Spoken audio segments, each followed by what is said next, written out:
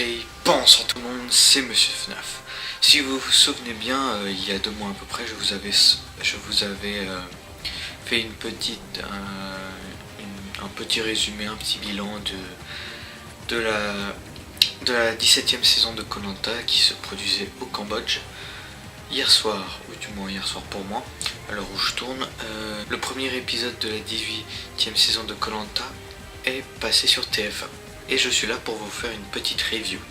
Sur ce, c'est parti. Cette nouvelle saison de koh a pour particularité qu'on y verra s'affronter les moins de 30 ans contre les plus de 30 ans.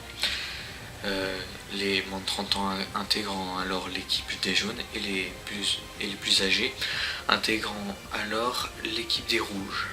On y verra également l'apparition d'une autre nouveauté qui est l'île du paradis, si je me souviens bien, qui est une île spéciale. En fait, à chaque épisode, je crois, pendant une journée, deux aventuriers, un membre de chaque équipe, devront collaborer pour trouver un des 11 coffres cachés sur l'île contenant un objet qui pourrait changer l'aventure en bien comme en mal.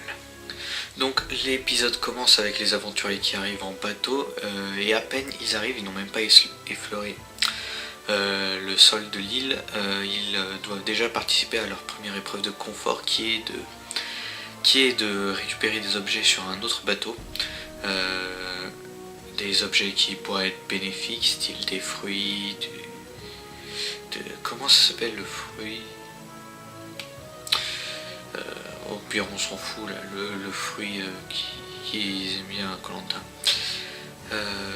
bref, plein de trucs comme ça pour leur aventure. Ils doivent les récupérer, les mettre sur un radeau, aller jusqu'à un autre radeau où se trouve leur bannière et récupérer la bannière et ensuite aller jusqu'à un cercle se trouvant sur la plage. La première équipe qui arrive jusqu'au cercle en entière avec tout ce qu'elle a récupéré gagne et peut garder tout ce qu'elle a pris du bateau, y compris la bannière. Enfin, les deux équipes gardent la bannière, je suis con. En parallèle, une autre course a lieu entre deux aventuriers faisant chacun partie d'une seule équipe. Durant cette course à la nage, les deux aventuriers doivent aller sur une plage et le premier qui récupère une sorte de tonneau de riz de 5 kg à peu près gagne la course et garde le riz. Pour ce qui est de cette course justement, c'est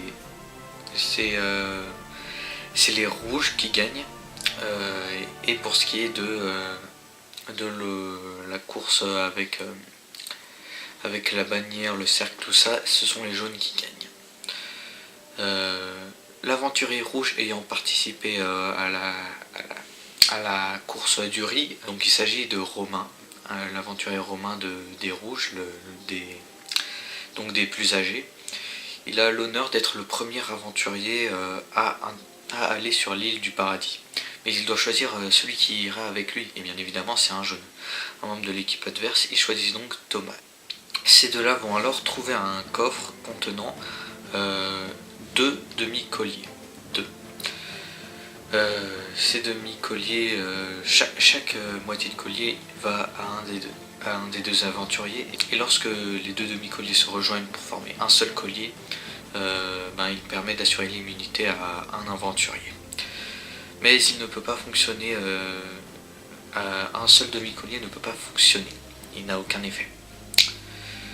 Donc ils reviennent et c'est là qu'ils rencontrent toute leur équipe, voilà.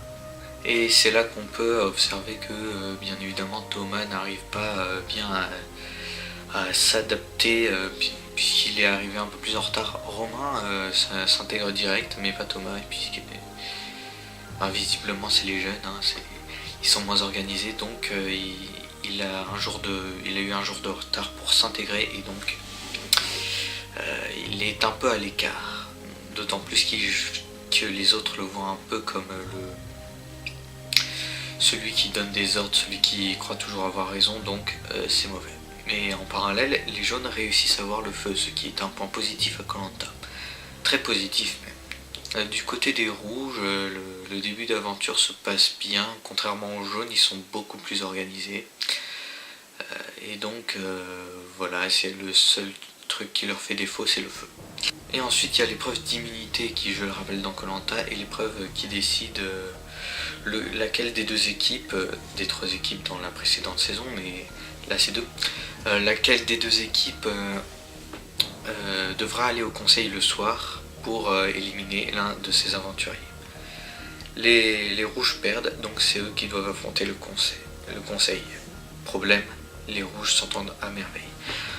Ils n'ont aucune personne de moins qualifiée qu'une autre pour l'éliminer, ce qui leur pose un problème puisqu'ils savent plus pour qui voter. Et ça pose un problème. Du côté des jaunes, on a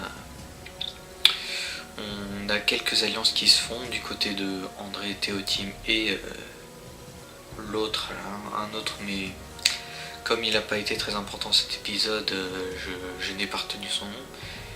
Et une autre alliance à côté avec Thomas et quelques autres.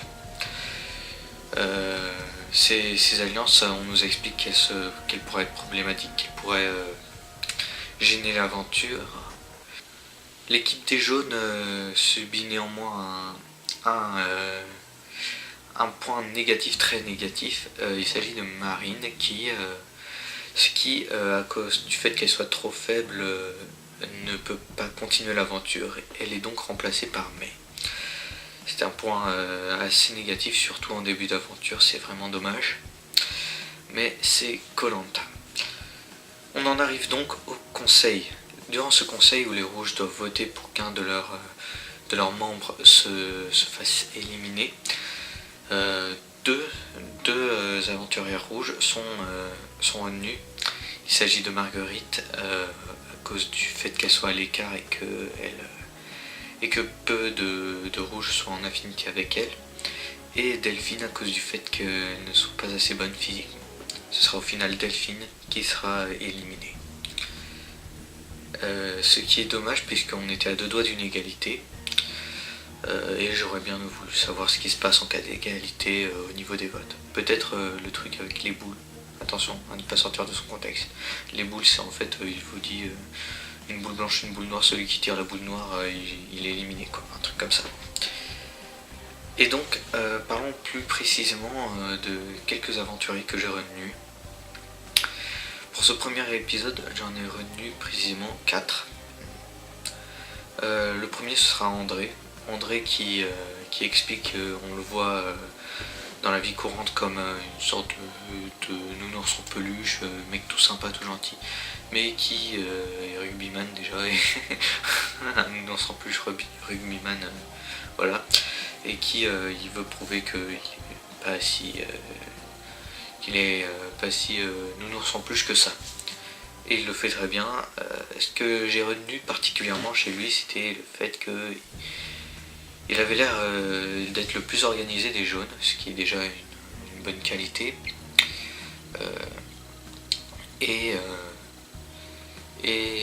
Aussi, il avait l'air de donner un peu le rythme dans la première épreuve, l'épreuve de confort. Dans cette épreuve, en fait, Thomas, il y avait une histoire de pagaie avec les radeaux, et Thomas, qui est un peu spécialisé dans le domaine, aidait, et pendant ce temps, André donnait un peu la cadence, c'est lui qui motivait, un truc comme ça. Enfin, c'est ce que j'ai compris. Et donc, autant pour le moral que pour l'organisation, ça a l'air d'être un bon élément. Même s'il a l'air de un peu devenir... même s'il semble qu'il fasse partie d'un trio que j'avais déjà cité, André, Théotime et un autre. Et l'autre dont je me souviens plus le nom, désolé. C'est le premier épisode, je peux pas tout retenir. Et donc c'est ça qui pourrait être mauvais dans l'aventure. Deuxième aventurier que j'ai retenu, c'est Théotime. Lui, je ne l'aime pas du tout. Il est totalement aimé par les autres, il donne de l'ambiance, une bonne ambiance, il fait que sourire et tout. C'est bien, mais il est voilà prétentieux. Enfin, moi je vois mais il est vraiment prétentieux. Moi, c'est comme ça que je le vois. Le mec toujours en train de rire, en train de rigoler, tout ça, on est dans Koh Lanta. Le mec, même quand il avait perdu, parce que c'était lui qui affrontait Romain dans la course au riz, même quand il avait perdu, il était en train de rigoler. Il me saoule juste à tout le temps, rire tout le temps. Voilà. Il est naïf et prétentieux et c'est ça que j'aime pas chez lui. Troisième aventurier que j'ai retenu, Thomas. Thomas, lui, c'est celui qui accompagnait Romain dans l'île du paradis. Lui, je l'apprécie un peu plus. En fait, c'est totalement l'inverse de Théotime. En fait, lui, il n'est pas apprécié par les autres, mais moi j'aime bien. Voilà, c'est l'inverse. Lui, on voit tout de suite qu'il est plus sérieux, plus organisé, qui s'est plus préparé, qui réfléchit plus. Et donc lui, on voit très clairement qu'il est plus fait pour l'aventure, voilà. Mais ça ne m'étonnerait pas qu'il se fasse rapidement éliminer en raison du fait qu'il soit mis à l'écart. Même s'il a une chance avec une alliance qu'il vient de former. Et enfin, quatrième aventurier que j'ai apprécié, que j'ai retenu, c'est Romain, l'autre aventurier qui avait gagné la course au riz et qui était le premier aventurier à aller sur l'île du paradis. Lui, contrairement à Thomas, malgré le fait qu'il ait un jour de retard, il a réussi à s'intégrer directement. Ça c'est très bien pour lui et d'autant plus qu'il semble plus réfléchi, d'autant plus qu'il semble plus réfléchi, plus sage, plus un peu moins con, désorganisé comme le sont les plus jeunes. C'est très connu. Et donc ça pourrait lui être très utile et je sens qu'il va aller loin dans l'aventure et qu'il pourrait être mon petit chouchou, hein, qui sait. Donc ça pourrait très bien se passer comme ça. Sinon, je n'ai rien d'autre à dire sur ce premier épisode. J'espère que vous avez apprécié. N'hésitez pas à dire si vous appréciez les reviews sur la saison de Koh Lanta. Ça me ferait plaisir de connaître votre avis. N'hésitez pas à laisser un petit pouce bleu. Si vous avez aimé, si vous n'avez pas aimé, je vous oblige pas du tout. À laisser un commentaire si vous le voulez aussi. Et si vous appréciez le contenu mais que ce n'est pas encore fait, à vous abonner. Sur ce, je vous dis salut pour une prochaine vidéo et une prochaine review de Koh Lanta aux Fidji.